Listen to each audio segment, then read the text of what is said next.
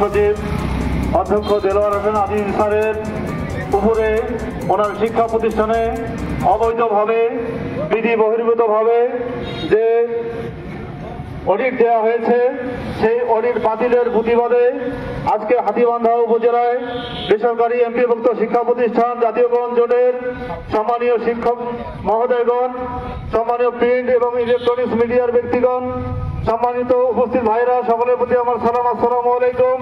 হিন্দু ভাইদের প্রতি আমার আন্তরিক শুভেচ্ছা। আপনারা অবগত আছেন যে যারা বাংলাদেশে 6 লক্ষ এমপিওভুক্ত শিক্ষা প্রতিষ্ঠান আজকে অবহেলার শিকার। সেই আমাদের দেশ স্বাধীন হওয়ার পরে আজ 54 বছর যাবত বেসরকারি শিক্ষা প্রতিষ্ঠানের এমপিওভুক্ত শিক্ষকরা বঞ্চনার শিকার। কোন সরকারি এই বেসরকারি শিক্ষা প্রতিষ্ঠানের এমপিওভুক্ত শিক্ষকদের দুর্দশার কথা চিন্তা করে নাই।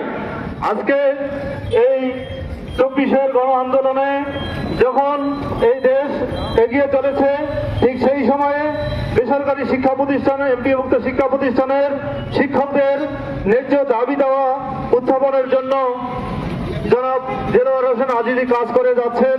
তারই ধারাবাহিকতায় আমরা দেখেছি যে 18 সালে আমাদের 5% ইনক্রিমেন্ট, পরবর্তীতে আমরা দেখি যে উৎসব ভাতা 25% থেকে 50% উন্নীতকরণ এবং আমাদের বাড়ি ভাড়া 15% উন্নীত, সবগুলোই আজিজি স্যারের নেতৃত্বে হয়েছে।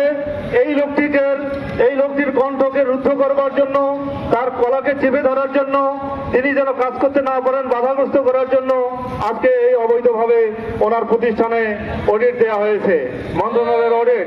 বলেন এটা ঠিক কিনা?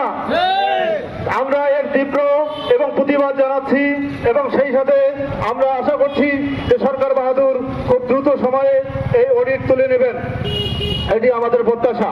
যদি সরকার এই অডিট তুলে না নেয় তাহলে আজকে সারা বাংলাদেশে প্রতিটা জেলায় জেলায় আজকে এই অনুষ্ঠান হচ্ছে, প্রতিটা উপজেলায় উপজেলায় এই প্রতিবাদ সমাবেশ অনুষ্ঠিত হচ্ছে। যে কেন হচ্ছে? যে আজিজি স্যারের প্রতিষ্ঠানের জন্য আর এইরকম অডিট দিতে না পারে সরকার, এবং কারো এইরকম যেন অডিট, অবৈধ অডিট, বিধি বহির্ভূতভাবে অডিট না আসে। আমি যে কথাটি আপনাদেরকে বলতে চাই, মিনিস্ট্রি অডিট প্রতিটা শিক্ষা প্রতিষ্ঠানে হয় আমরা জানি। আমাদের অতীত অভিজ্ঞতা বলে যে একটি শিক্ষা প্রতিষ্ঠানে 10 বছর কিংবা 12 বছর পর অডিট হয়, কিন্তু আজিজি স্যারের প্রতিষ্ঠানে 19 সালের শেষের দিকে অডিট হয়েছে, আবার 25 সালে অডিট দেওয়া হয়েছে। তাহলে দেখা যায় যে এই অডিটটি বিধি বহির্ভূতভাবে দেওয়া হয়েছে।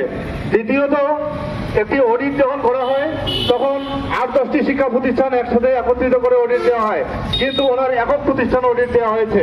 আরেকটি তৃতীয় বক্তব্য যদি বলতে চাই, সেটি হলো অডিটের কর্মকর্তা থাকে 1 কিংবা 2 কিন্তু আজ দেখা যায় যে ওনার প্রতিষ্ঠানে যে অডিট দেওয়া হয়েছে সেখানে 4 কর্মকর্তাকে সংযুক্ত করা হয়েছে। আমরা চাই যে ওনার প্রতিষ্ঠানের এই অডিট যেন সরকার দ্রুত সময়ে তুলে নেয়, যদি না নেয় তাহলে আমরা কঠোর আন্দোলনে যাব। আজকে হাতীবান্ধা উপজেলাবাসী একত্রিত হয়েছেন। আমরা আমাদের এই প্রোগ্রামের সাথে ইউনো স্যার এখানে এসেছিলেন, তিনি দেখেছেন এবং তিনি এই বিষয়টি মন্ত্রণালয়ে অবহিত করবেন বলে আমাদেরকে আশ্বাস দিয়েছে। আমরা শান্তিপ্রিয় মানুষ, আমরা শিক্ষকরা রাজপথে থাকতে চাই না, আমরা ক্লাসে থাকতে চাই। আমাদের উপর যেন কোনো স্টিম রোলার চালানো না হয়, এই দাবি জানিয়ে আজকের এই অনুষ্ঠানের সমাপ্তি ঘোষণা করছি। আসসালামু আলাইকুম। হিন্দু ভাইদের প্রতি আমার আন্তরিক শুভেচ্ছা।